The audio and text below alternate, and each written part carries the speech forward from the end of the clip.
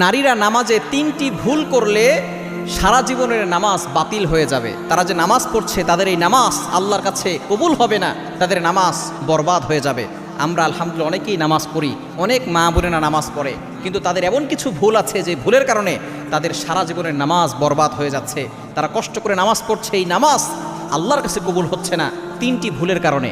Number 1, 1 number হচ্ছে নারীরা যদি এমন হিজাব পরে যে হিজাবের পরেও তাদের চুলের কোনো অংশ বের হয়ে থাকে, তাহলে কিন্তু তাদের নামাজ আল্লাহর কাছে কবুল হবে না। অবশ্যই চুলটাকে ভালো করে ঢেকে রাখতে হবে, শুধুমাত্র মুখমণ্ডল দেখা যাবে, এছাড়া চুল যাতে করে বের না হয়ে যায়। অনেক মা বোন তো এমন আছে শুধু নামাজের সময় না, তারা বাহিরেও চুল খোলা রেখে তারপরে হাঁটে। নবীজি সাল্লাল্লাহু আলাইহি ওয়াসাল্লাম জানিয়ে দিয়েছেন, যদি কোনো নারী একটা চুল পর পুরুষকে দেখায়, ওই একটা চুল 70টা সাপ হবে।